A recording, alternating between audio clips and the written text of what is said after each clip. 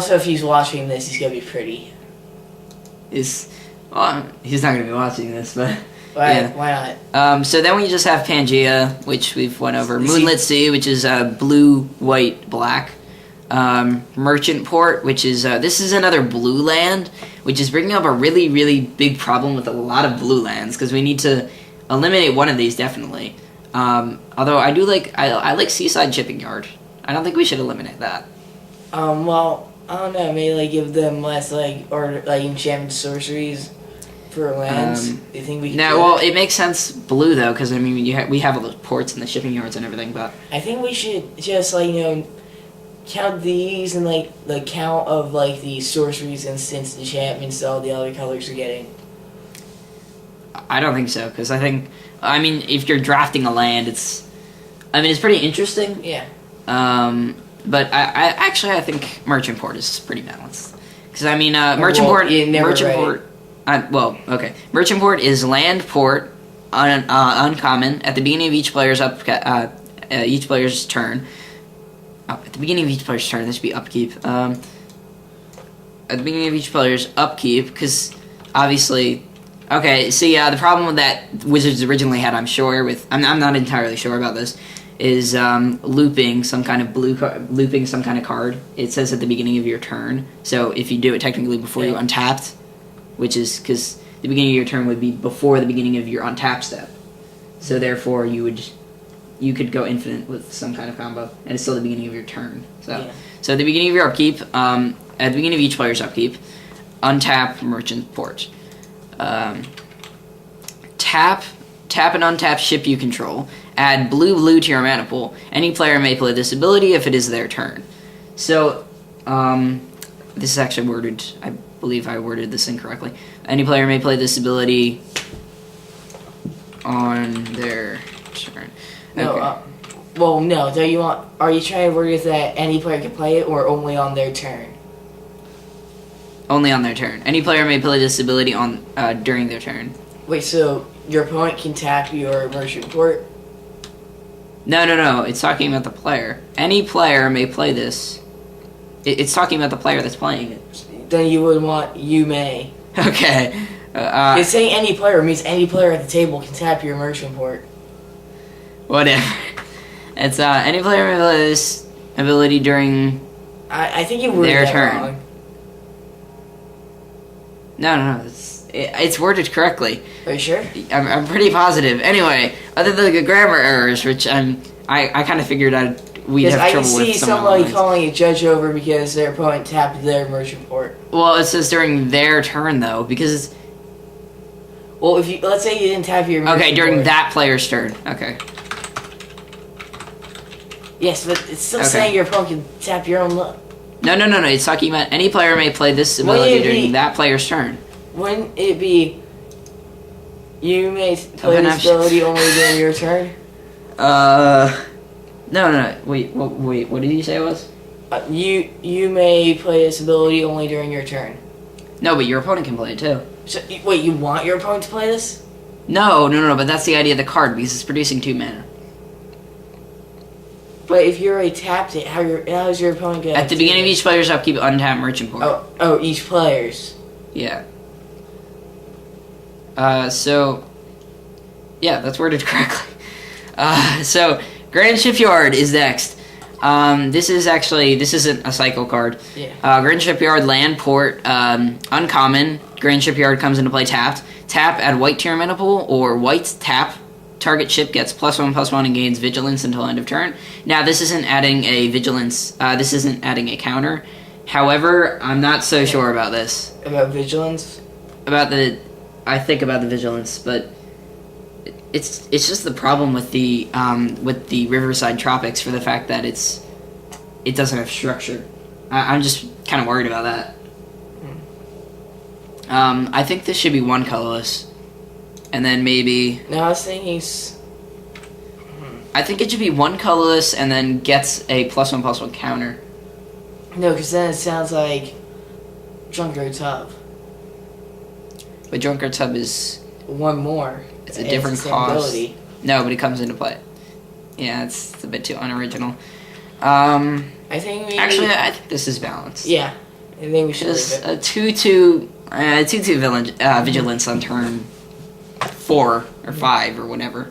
Isn't that's not okay? That's Yeah. I didn't think of it in that perspective. So Actually, should we make that stronger? Because should it be +2/+2? how about +1/+2? Okay, that makes sense. And it is uncommon, so you're not going to be getting this very frequently in a draft. And it doesn't have to be as good because it's not rare. Sure. So Fiddler's Mirth is legendary land, rare. Tap, add green to your mana pool. This is basically a cycle of rare lands. 2 colorless, green, sacrifice Fiddler's Mirth. Remove target creature you control from the game. As long as it stays removed, you may play this creature as though it were in your hand as an instant. I honestly... I don't understand why this would be so much. Because it's like 5 mana. It's like 5th turn. You're basically blinking a creature. I mean, it's in green. So it should be momentary blink like in that, but momentary blink is still 2 mana, but true flashing back is 4.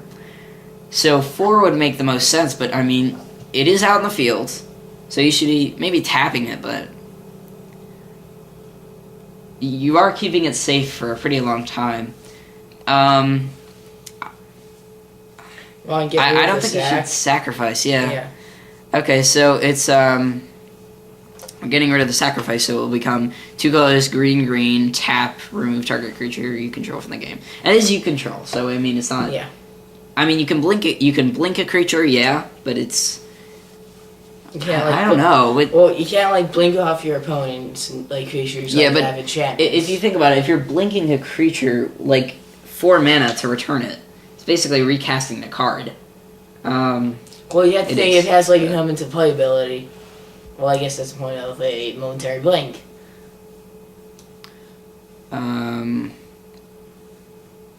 So I think maybe like you could play it for free or something. Yeah, it should definitely. It's without paying your mana cost. Without paying its mana cost. I think we forgot to include that. I don't even know. Did we change this, or was it like this originally? No, I think I remember this card. We really. I don't even think it was green before.